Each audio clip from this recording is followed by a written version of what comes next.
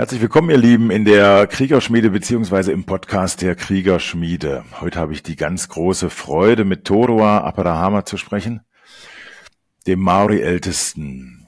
Und ja, wir werden einiges zu besprechen haben. Er wird sich vorstellen, er wird was über das Konzept des Hakas erzählen, wie er das unterrichtet, natürlich viel über seine Wurzeln, wie er hierher kam, all das wirst du erfahren.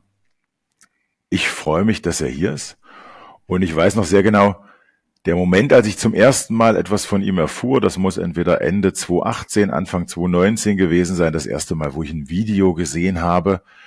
Ich weiß gar nicht mehr, ob es das Video noch gibt, aber irgendwie gelang es in meine Hände natürlich. Irgendwer hat mir das auf WhatsApp zugespielt. Und dann habe ich da kraftvolle Männer gesehen, das nannte sich European Battle Cry. Und da habe ich kraftvolle Männer und Frauen gesehen, die Haka getanzt haben und dann ein Maori. Und da dachte ich, das kann ja nicht sein, hier in Europa. Und da wurde mir schnell klar, den muss ich anschreiben, den muss ich kennenlernen. So. Hi, Toroa. Nice to have you here. Thank you for being here. Tēnā koutou katoa. Ngā mihi mahana ka koutou. Greetings. Greetings to all. Warm greetings to you all. Thank you for having me. Yeah. Thank you for taking the time.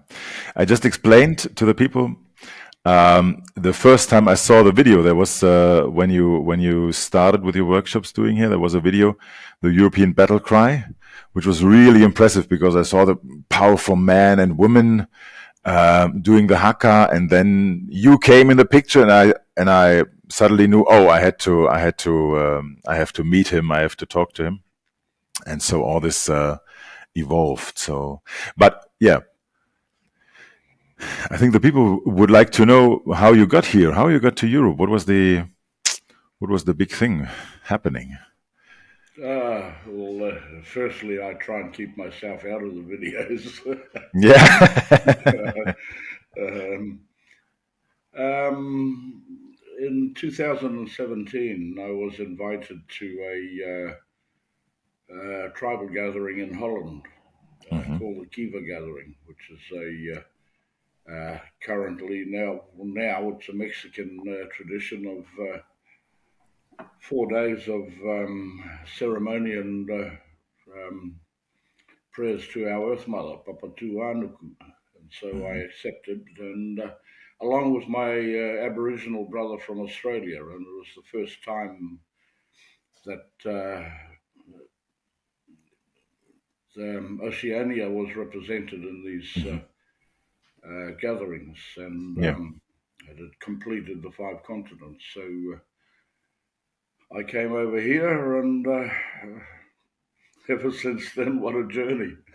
Yeah, what a journey, right? I'm a traditional carver. I'm a kaifakairo, and I class everything else that's happened to me over here as an accident. But I'm very serious with the work I do because I love it. Yeah. Let me just translate for those who don't speak proper English or would like to understand more.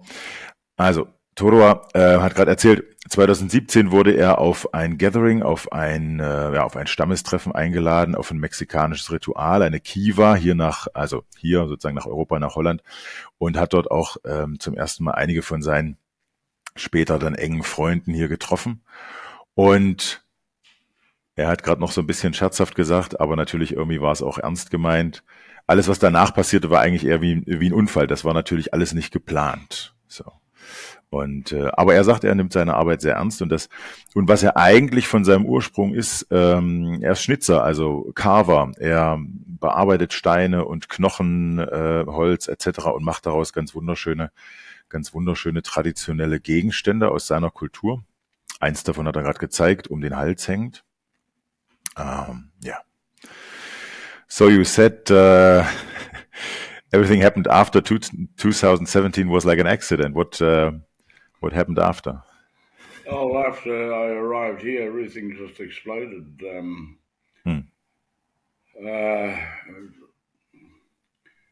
People looking for change, but mainly seeing the people on this continent wanting to reconnect again Ja. with indigenous roots. But then I have a reputation as being a grumpy man, and I said to them, well, know who you are. Mhm, mhm, And mhm, that was the start of this journey. mhm, mhm. I'm keeping it short so you can translate Yeah, instead of... yeah, that's good. That's good. Also, Toro hat gerade gesagt, als er hierher kam, hat er viel beobachtet, dass die Menschen einen ganz großen Hang, eine ganz große Sehnsucht hatten zu diesen indigenen Wurzeln. Ja, das kennen wir alle, die wir, ich sag mal, in dieser Szene sind. Wir gehen zu nordamerikanischen Indianern oder nehmen diese Rituale wie die Schwitzhütte oder andere Kulturen. Gerade Südamerika, gerade ist der Kakao was sehr berühmt ist, was sehr oft vorkommt. Und Toro hat selber gerade gesagt, das sagt er gerne, er ist eigentlich er ist ein Grumpy, ja, er ist grummelig, da liegt auch eine Qualität drin von einer gewissen Kraft, von einem gewissen drauf beharren. Und er sagte, hey, versucht eure eigenen Wurzeln kennenzulernen. Ihr habt eigene Wurzeln, ihr müsst euch nicht dauernd irgendwo bedienen. Ja, ja.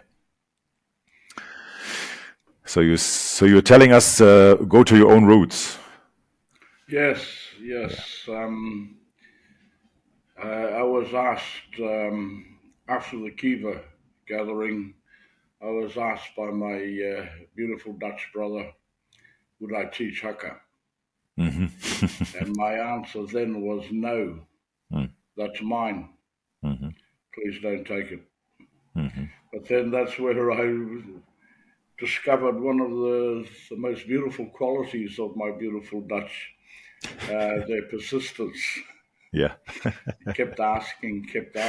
And so I said to him, I don't believe your ancestors didn't have ritual or ceremony or even dance before their battles. And so I agreed. And because, of course, many other cultures were starting to do Haka with no idea of what they were doing. Yeah. We have a saying, even loving us is an insult. Mm-hmm. And, people loving the Haka but not knowing what they were doing, no training. And, of course, what they don't realize is that they're not showing us respect. They're actually insulting us. Yeah. And so I wanted to put that right. Yeah. Yeah. I will translate. Toro hat gerade gesagt, nach 2017, nach der Kiva, wurde er natürlich gefragt, hey, bring uns Haka bei, teach us Haka, also zeig uns den Haka. Und er hat gesagt, nein, das ist meins, das kommt aus meiner Kultur, benutzt es nicht, nehmt es mir nicht weg sozusagen, also macht nicht einfach was damit. Und dann hat er auch gerade noch gesagt, was ich auch sehr schön finde, da hat er zum ersten Mal kennengelernt, wie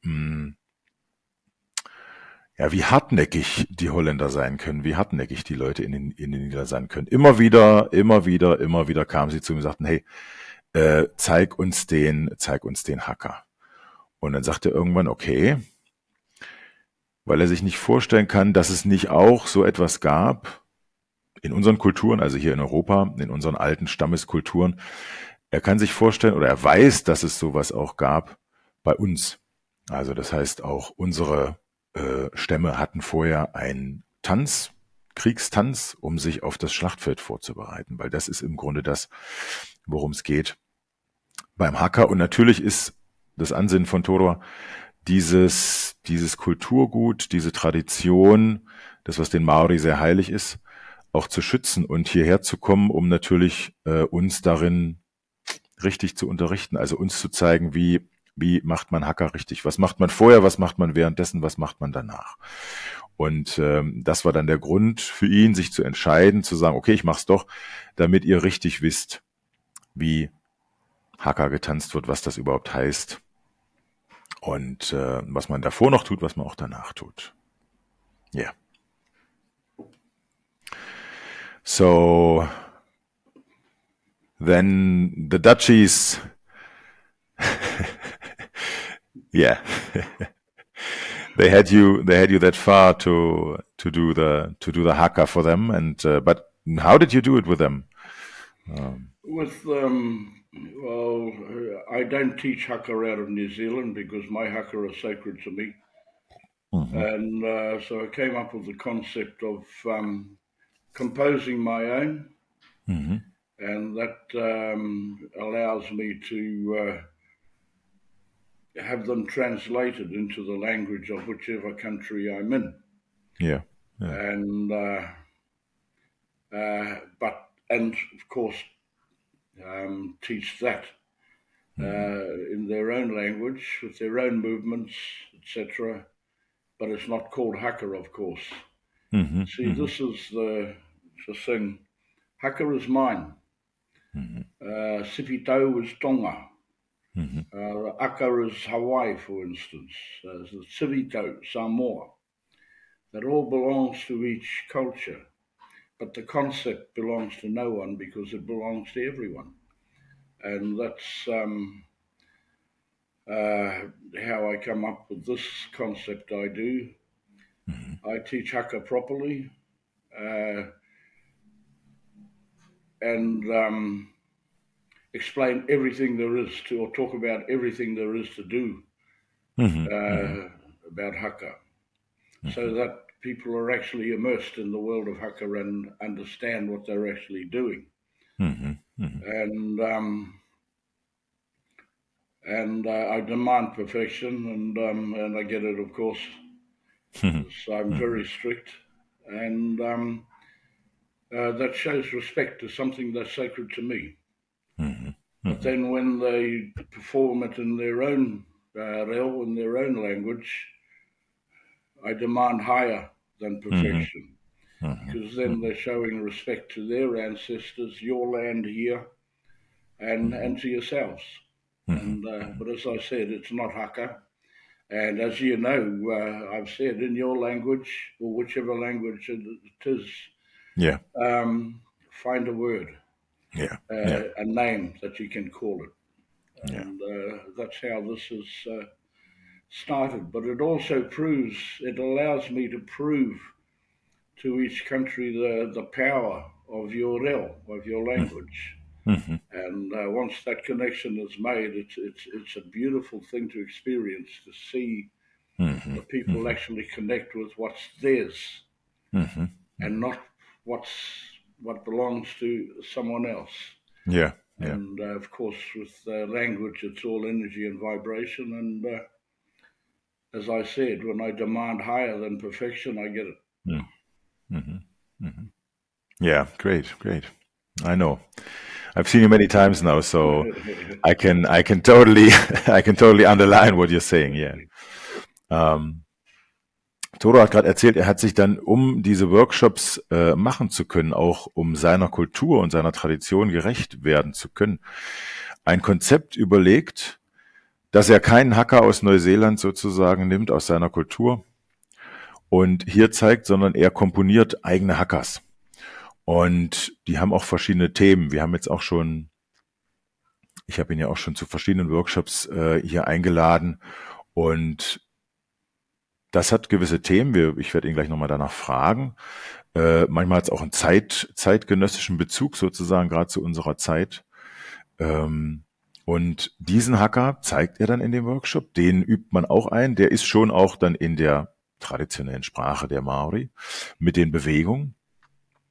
Aber eben damit er das machen kann, damit er auch seine Kultur und seine Regeln nicht verletzt, ist es ein von ihm selber komponierter Haka und die sind wirklich wunderschön, wunderbar.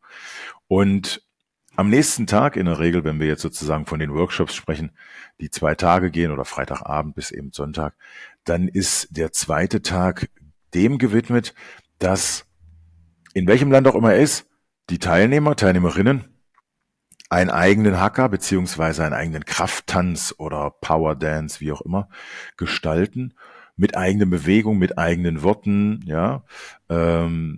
eigener Text etc. Und weil das ist ihm wichtig zu sagen, dass wir auch in unserer eigenen Sprache, in unserer eigenen Energie, in unserer eigenen Vibration das kennenlernen und eben nicht nur das sozusagen erstmal andersartige, das fremde Kulturgut uns nehmen, sondern auch zu unseren eigenen Wurzeln zurückfinden. So you're talking about the vibration, you're talking about the energy. Um, what is so important about that to have it to be like connected to it if you're doing Haka or if you're doing Krafttanz, power dance, whatever you call it. Well, it's the connection, especially when you're. One of my Haka is about identity. Who are we? Mm-hmm. And um, and of course, to do Haka properly, you must become the Haka. Yeah, yeah. And once that connection is made, then there's the reconnection, which is what I'm all about: reconnecting with your own cultures. Mm-hmm. Um, we have a saying, I know who I am, Mm-hmm. know who you are. Mm-hmm. And our saying goes, if you know who you are, you will always find your way home. Mm-hmm. Mm-hmm. And of course, home can be anywhere, in the heart, anywhere. Mm-hmm. And to make that connection is quite a sight to behold when they realize they don't need to be, you know, Native American or Maori or whatever. They make the connection with who they are. Yeah, yeah. And this is my positive way, of course, of stopping appropriation Mm-hmm. Mm-hmm. um, and protecting what's sacred to me, but being able to translate it because I've composed it. I'm able to say, Haka is mine. Mm-hmm. This is what I can gift you Mm-hmm. in your language, and Yeah. take ownership of it in your own style. And Mm-hmm. that connection then um, becomes ancestral connections, cultural connections, because if we go back far enough in time, um, the further back we go, the closer all many cultures will become. Yeah, yeah. Um, and um, my other Indigenous brothers and sisters around the world, when we speak and talk together, Mm-hmm. they're saying to me, but that's what we do. And I'm saying, well, that's what we do too. So it's a journey of discovery, I suppose. And Yeah, yeah. with my concept here, the discovery is for the people of this continent to say, well, I don't need to be something else or someone Yeah, else. We have yeah, our own. yeah. And as you know, I'm very fierce Mm-hmm. on that concept. Mm-hmm. Yeah. And the vibration, of course, um, comes from the language, Mm-hmm. the energy. That's Mm-hmm. what takes over the the, the performance, Mm-hmm. because then it brings their performance alive. Yeah, yeah. Aber das tell it to the people. Yeah. Toro hat gerade nochmal erklärt, dieses Konzept. Also es gibt den Haka aus der Kultur der Maori und es gibt natürlich im ganzen ozeanischen Raum gibt's diesen Haka. Auf Hawaii ist es Aka und dann gibt es Tonga und Samoa, Sipitao, Sivitao, die verschiedenen Tänze, die alle ähnlich was haben. Er sagt aber trotzdem ist es wichtig zu verstehen, dass dieser Haka oder wo auch immer diese anderen Tänze herkommen, aus welchem Land, dorthin gehören. Andererseits sagt er, und das ist das Spannende, wir können uns auch klar darüber werden, dass das Konzept dahinter gehört allen. Also deswegen sagt er, in jeder Kultur gab es sowas wie diesen Tanz, den wir im Tribe, im Stamm aufgeführt haben, früher uns damit verbunden. Und damit trifft sich das ganze Thema. Also da eröffnet sich ein Kreislauf und wiederum durch das Beachten dieser Regeln schließt sich der Kreislauf auch, weil er sagt, das zu machen führt einen auch also dahin, dass wir wissen, wer wir sind. To know who I am, also wieder zu begreifen, wer ich bin und dann uns nicht sozusagen an anderen Kulturen dauernd zu bedienen, sondern zu merken, auch das gab es in meiner Kultur. Wir können das wieder lebendig machen und wir können das wieder spüren. Wir können eine Verbindung dazu aufbauen und mehr davon spüren, wer wir eigentlich wirklich sind. Weil ich hatte ihn gerade gefragt, was ist das mit der Vibration, mit der Energie, also dem.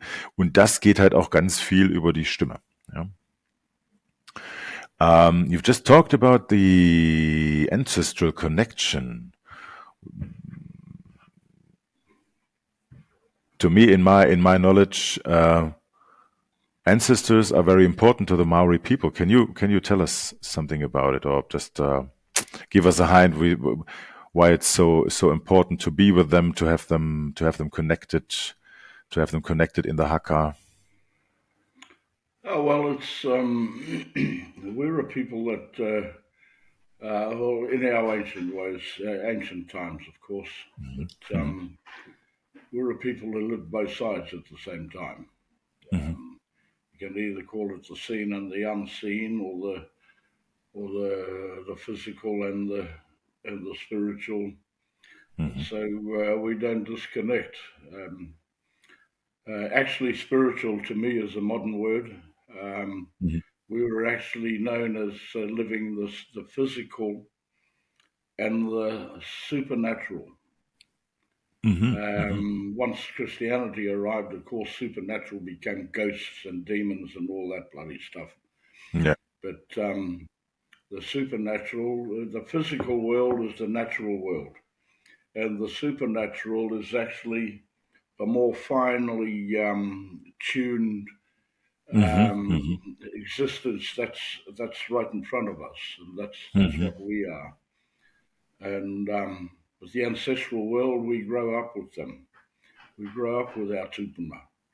And as I tell people, it's not just a serious world, our ancestral world. If my ancestors can pull a joke on me, I can actually nearly hear them laughing up there because they got me.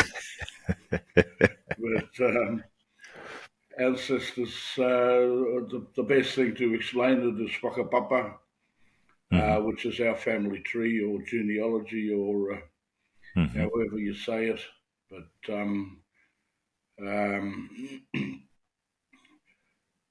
part of my training, because I was raised by my grandmother and my elders from birth, is to recite my whakapapa or my rārangi. And I go back 8 generations into Hawaii, which has now become a mythical homeland, of course, because we only need a couple of generations of stories not to be passed down, and what was once fact becomes legend or myth. But Hawaii is real. It's an island in the Pacific, and which is the island of Rangiatea in what's now Tahiti. And then from there, with our voyages right across the Pacific through Rarotonga to Aotearoa. Our history in Aotearoa is very young compared to history, if you want to call it that. But as I said, I know who I am. And the whakapapa brings our ancestors alive. It's our most sacred taonga. Our whakapapa, we don't just share it with everyone. It's very sacred to each family, etc. I better stop and let you translate. Just a moment. Yeah. Just finish. Yeah. Toro hat gerade gesagt, die Ahnen spielen deshalb eine wichtige Rolle, weil es eigentlich ein sehr essentieller Bestandteil ist des Lebens bei den Maori in der alten Zeit. Also das werde ich ihn gleich noch fragen, weil er auch von sich selber sagt, er ist kein moderner Maori, und so wie er auch aufgewachsen ist es nichts Modernes gewesen, sondern bei ihnen gab es halt noch diese Verbindung dieser auf der einen Seite der körperlichen Welt, der physischen Welt und der Welt der Ahnen, der geistigen Welt. Er hat auch gesagt, das Wort Spiritualität ist eine moderne Erfindung. Bei ihnen hieß es dann einfach the physical world and the supernatural world. Also die über der Natur schwebende oder liegende Welt. Can you actually say supernatural world is like? Can you describe it as a higher tune or something, as a higher vibration or higher vibration, higher frequency, higher frequency? Yeah. Okay. Yeah. And the communication from that side, what we call tohu, is not necessarily a voice in the head. It can be everything with the taiao, with nature that goes through the birds or the clouds. If we're traveling, the clouds can speak. The waves of the ocean, even insects. Many insects represent our ancestors in my culture. So the tohu is spoken in many different languages, if you like. Yeah. But I actually find the tohu easier to translate than spoken language. But then that's how I was raised anyway. So yeah. And as my grandmother taught me, the loudest sound in our existence is actually silence. Ja. Genau, er hat gerade gesagt, also wir würden wahrscheinlich sagen, so diese geistige Welt, die Ahnenwelt ist so die feinstoffliche Welt, die höher schwingende Welt. Und er hat gerade ein schönes Beispiel gegeben. Die Kommunikation mit den Ahnen muss nicht immer so stattfinden, sozusagen, dass man das als eine Stimme im Kopf hört oder irgendwie wirklich als Sprache wahrnimmt, obwohl er gesagt hat, das passiert ihm auch. Dann reißen seine Ahnen Witz und er hört das und muss sich darüber kaputt lachen. Aber er sagt, es kann auch sein, wenn wir unterwegs sind draußen, dass plötzlich die Vögel reagieren, dass Insekten reagieren. Gerade die Insekten sozusagen sind ein großer Bestandteil dieser Ahnenwelt oder werden da repräsentiert und dass die Ahnen dann dadurch auch anfangen zu sprechen. Also wenn man da geht es einfach darum, das zu verstehen, was da gerade passiert in der Umgebung und aufzunehmen und das wahrzunehmen als wiederum ein Teil der wirklich uns umgebenden Welt, mit der wir verbunden sind. So you were just talking about the insects as an example. So it was an essential way of you growing up, being raised to get that kind of knowledge, right? Yeah, it became a natural thing because how I was raised. When I was growing up, my language was not to be spoken in schools in public, and what we call the Tohunga Suppression Act. Our traditional healings were suppressed. Yeah. But the village I grew up in, we didn't have a doctor or a nurse, and so my growing up was, my childhood was traditional medicines. Our medicines come from the land and the moana and the ocean, so it was just a natural growing up. It wasn't until I left home that I realised many differences out there in the big wide world. But with our tupuna, I was getting back to that. That's why I wear my hair long, because we carry them on our back. And many of our traditional tattooing can have tribal identity or a lot to do with our ancestral lines. I myself, even though I have people ask me for permission to get traditional moho, I myself don't have it.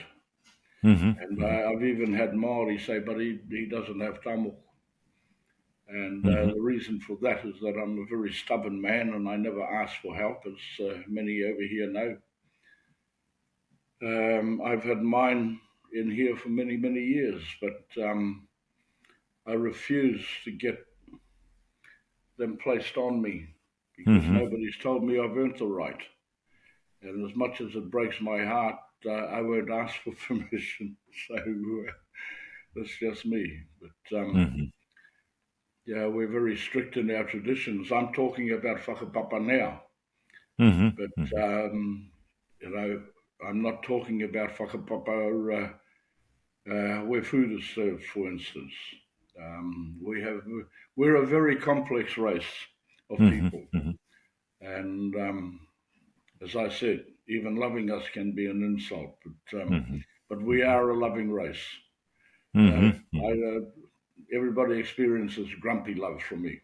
Yeah. But yeah, we have many, and sadly, lost a lot is being lost.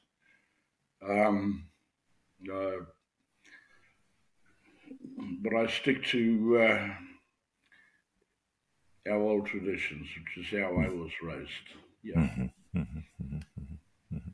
Ja. Er hat gerade noch mal erklärt, dass er natürlich auch in einer spannenden Position ist, weil er eben ganz anders aufgewachsen ist, noch in einer Zeit, als die eigene Maori-Sprache verboten war, nicht gelehrt wurde an Schulen, die Traditionen unterdrückt wurden. Und er in einem Dorf, in einem Stamm aufgewachsen ist, wo es auch da gab es keinen Arzt, keinen Doktor, keine Krankenschwester, also sehr traditionell aufgewachsen, und auch mit diesen mit diesen andersartigen Dingen aufgewachsen. Und er hat es erst gemerkt, wie anders das war, weil es für ihn so natürlich war, als er dann irgendwann raus in die Welt ist und gemerkt hat, oh, das ist ganz anders. Hier werden die Dinge ganz anders gesehen, ganz anders behandelt, ganz anders genutzt. Und deswegen ist er auch so dafür, diese Tradition, die auch im heutigen Neuseeland auch nicht immer verfolgt wird, auch nicht immer so hochgehalten wird, diese Tradition dafür einzustehen. Er sagt, er ist selber stubborn, also er ist standhaft dafür, er ist eigensinnig, er beschützt das. Und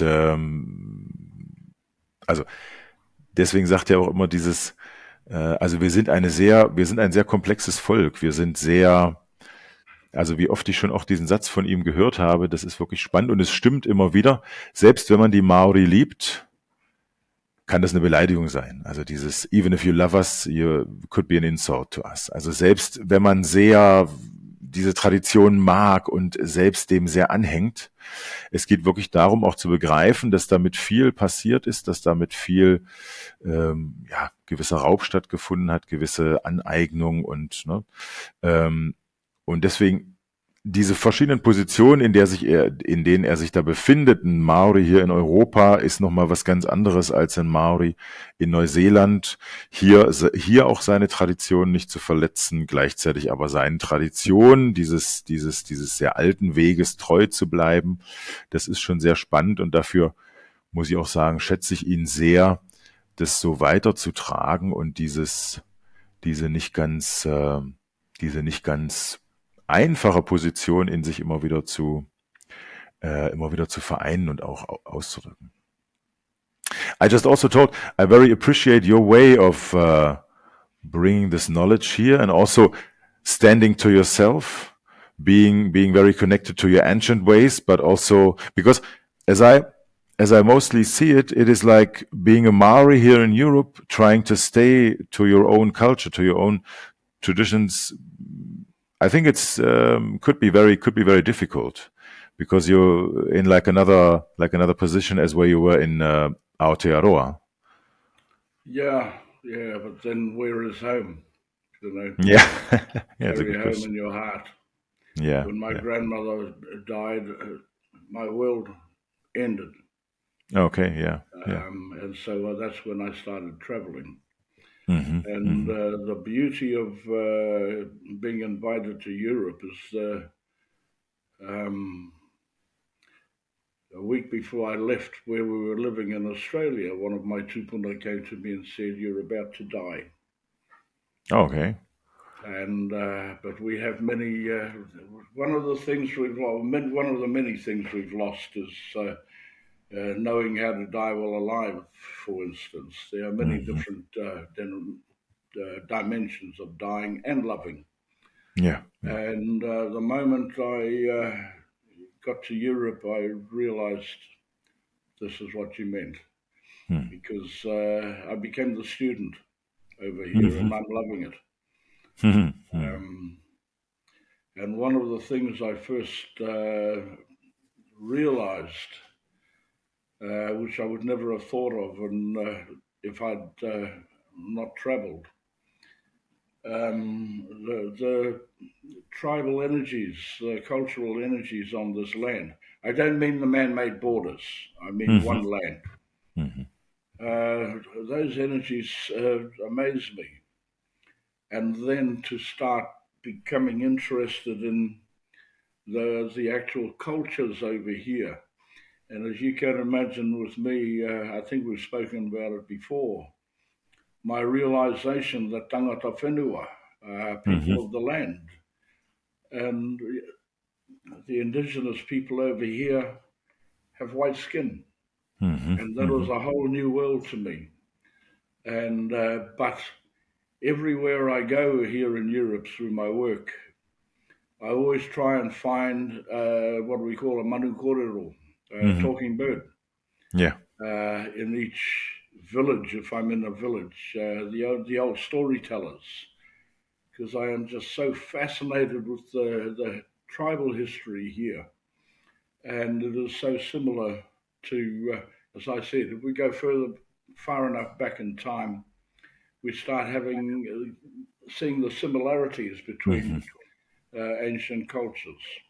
Yeah. And one thing I show over here is respect, because I'm the visitor to this land, so I always acknowledge the whenua wherever I am, the land here that I'm standing on, and then I acknowledge the tupuna, the ancestors of the land I'm standing on. That's my way of showing respect to them before I do anything of my own, as you know. Ja.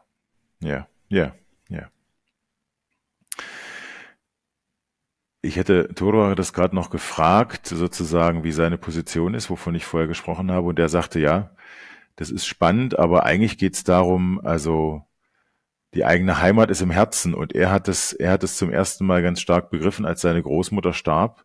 Und damit seine Welt, das hat er gerade gesagt, seine Welt war damit zu Ende. Die Welt, in der er aufwuchs, war damit zu Ende. Und er ging hinaus in die andere Welt, in eine andere Welt. Und dann fing er an zu reisen. Und als er nach Europa kam, kurz davor ist er von seinem Lehrer, kann man sagen, benachrichtigt worden, angerufen worden, die haben sich ausgetauscht und der sagte zu ihm, du wirst sterben. Und er hatte gerade gesagt, auch das ist natürlich nicht als ein physisches Sterben gemeint gewesen, sondern diese verschiedenen Dimensionen von Sterben im Leben, schon sterben. Und es hat sich was Grundlegendes bei ihm eingestellt, und zwar so eine Einstellung von hier, wenn ich nach Europa komme, dann bin ich hier Student, dann bin ich hier der Gast, also Student und Gast, dann bin ich hier der Mensch, der lernt. Und das finde ich wirklich so spannend, auch diese Energie, die ja nicht nur im Haka kommt, die ich bei Toroa ganz stark sehe, die ich ganz stark auch sozusagen mit diesem Volk der Maori verknüpfe, diese Energie von sehr viel Kraft, von sehr viel auch Durchsetzung, von sehr viel Präsenz, aber gleichzeitig auch sehr viel Liebe, sehr viel Herz da.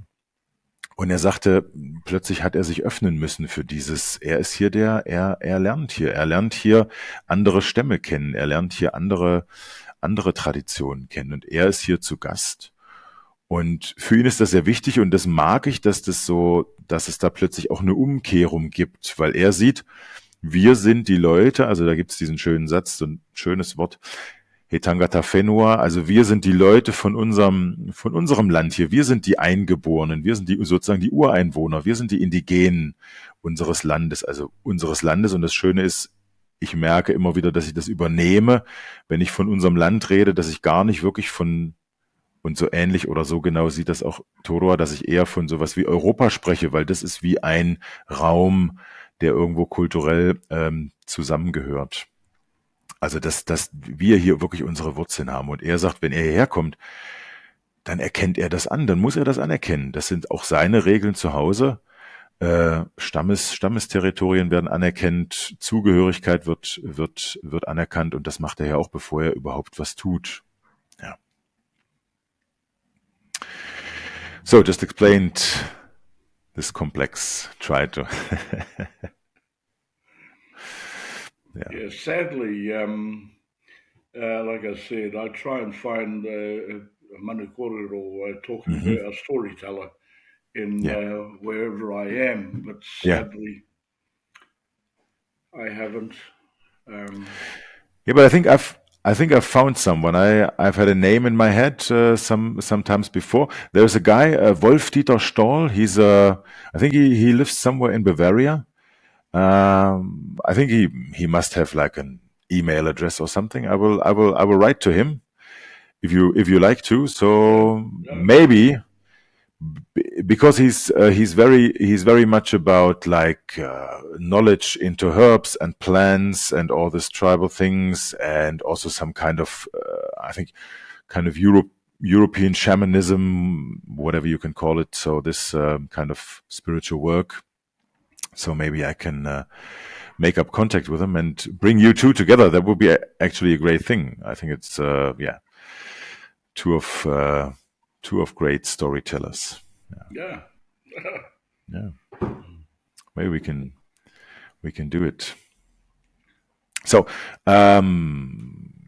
in the end, I would like to talk to you about like we have some big plans for this year together, because I'm really have the pleasure to work for you in a way to host some of your workshops, and we had the idea, or mostly you had the idea, because I wish you to have you there, doing a bigger retreat, doing a bigger thing, like some more days. We usually done the 2 days workshop with a Haka, um, open the world to the people. What the Haka is referring to. Um, could you tell something about what could happen in if we do it some more days together, like like in some kind of tribe and studying Yeah, it would together. be uh, an actual experience of not necessarily, well, yeah, in some ways marae style, but I'm not taking marae and placing it over here, of course. Yeah, But yeah. to bring the people together for days of carving. Hmm. But then again, with whakairo, I've noticed Viking carvings over here with very many similarities to Hmm. ours, and so to yeah have a carving workshop. And another one is, which I think is very important at this moment, especially with what that word you said, shamanism. Hmm. Hmm. We don't have shaman in our culture, but our tohunga world is probably the uh, would be that. I'm not professing Yeah, to be anything, but there are many different layers of what we call the seen and the unseen worlds, and it's not just love, light, and healing. You must have the yeah, balance. yeah. And it's to bring that awareness without anything tapu, without anything sacred being released, Hmm. but to bring an awareness out there of, um, you know, of medicine men and medicine women Yeah, yeah, yeah. who, is just as important in the tribe Hmm. Hmm. as well as the tohunga. But they each have their positions. But shamanism is a seems to be a trendy word now, and it's being placed where it doesn't belong, as far as I'm Yeah, concerned. And yeah, yeah. just to bring for the people to be aware of, I work with a lot of people who've come to me for help Hmm. uh, in that area, and so the unseen world is worth talking about, Hmm. and then 4 days of actual haka. You can't teach, you can't learn haka to perfection in a couple of days, sort of thing. But Yeah, yeah. with our ones, we do. It's the reo, the language and the pronunciation, etc., and the actions, which are very easy compared to if it was a more intense, longer workshop. Well, then to get the movement as one movement with the group Hmm. and one sound, etc. The full synchronicity Yeah. with it. But what excites me about that is the actual translated version. Because in that, to have the group in what I believe is your traditional dress, which is furs and leather. And I've, with your face painting, your ancient face painting, that looks impressive on a white face, not on a brown face. Same with our moho. It belongs to us. But and your own spheres and all that. I find it exciting with that. But Marai's style of sleeping, which are rituals involved in that as well, setting up. And even I'm happy to put a hangi down and have a good feed afterwards. And singing and just an experience, and everybody can share and share stories, and just a beautiful experience.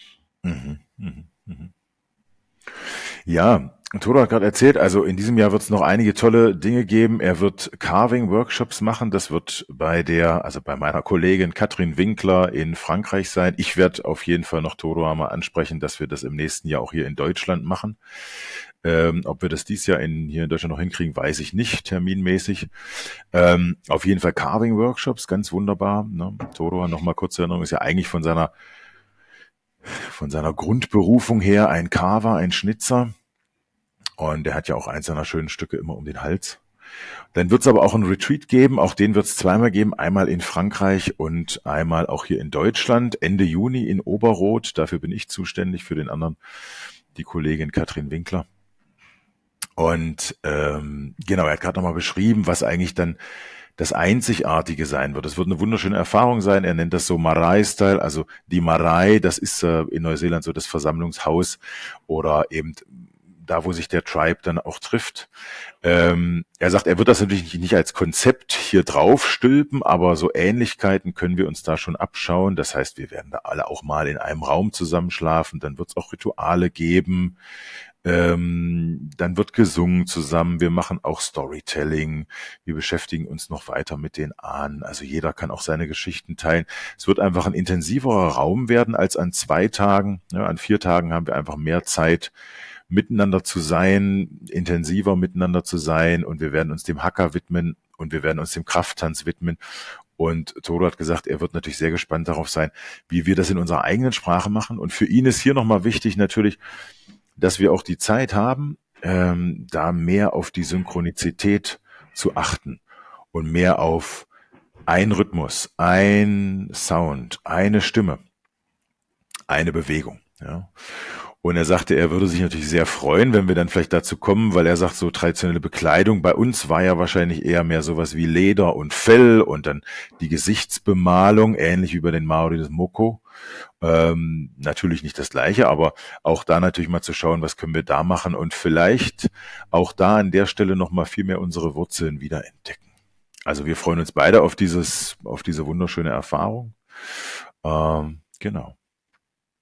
I just thought I'm also very looking forward to this beautiful experience, sharing this longer room with you and having much more time to get into. Yeah. Yeah, and it'll be a beautiful experience, and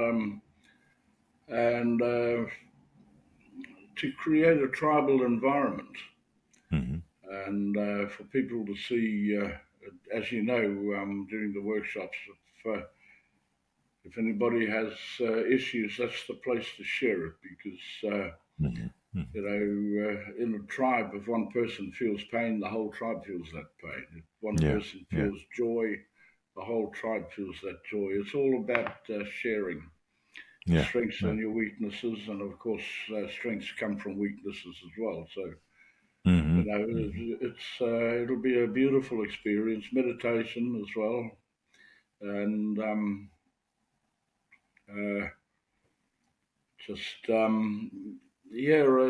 coming together and a more leisurely learning experience rather than with our workshops of intense for 2 days. So, but more leisurely and more togetherness, of course, and just being. Yeah. Everybody has a voice. I'm no different to anybody else. I'm the same. I'm not into this bloody separation with. I don't teach. I share. Teachers levels. We're sharing it from the same level, and always there for everyone. It's. Yeah, I know you are. Yeah. Definitely. Toro hat gerade nochmal erklärt, sozusagen 2 Dinge, die ihm wichtig sind, was für ihn auch die Erfahrung von Tribe ausmacht. Das ist eben, wenn einer im Tribe gerade leidet, gerade Schmerzen hat, dann haben das alle. Und so ist es eben die Möglichkeit, das zu teilen, das miteinander zu teilen.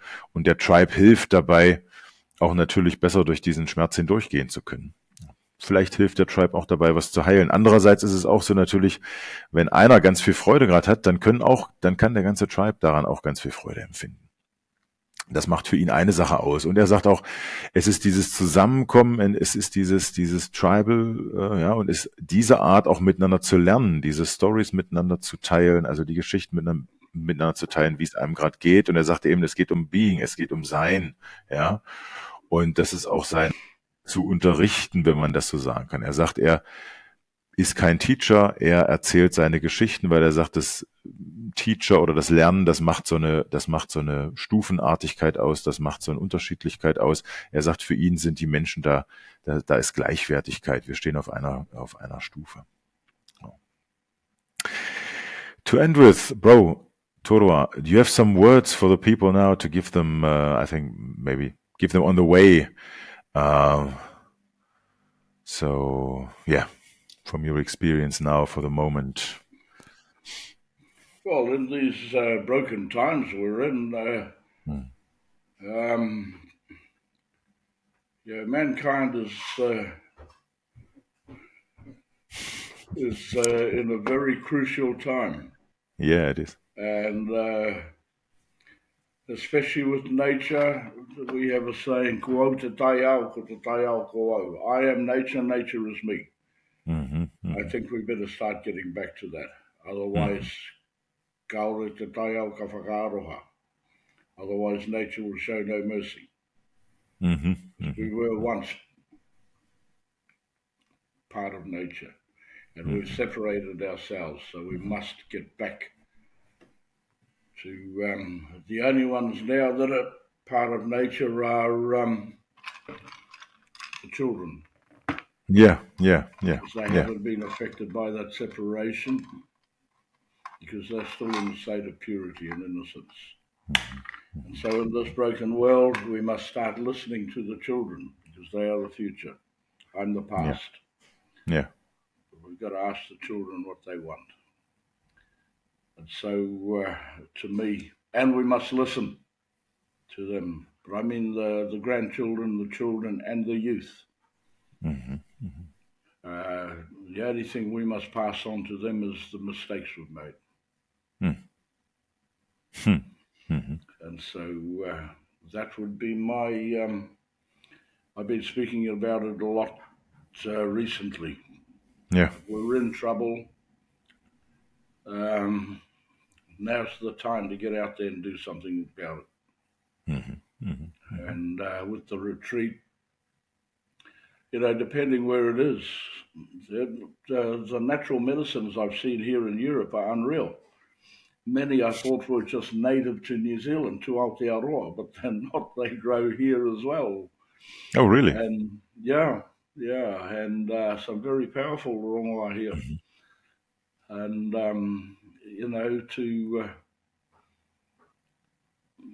to listen to the forest if we're in there. And as I've proven with my workshops, many say, "Can we do it in nature?" I say, no, not until you reach perfection. Because once you reach perfection and perform it out there, all the nature joins in. That's the butterflies, the birds, the insects, everything. will come and Mhm. land on you. So yeah, it's.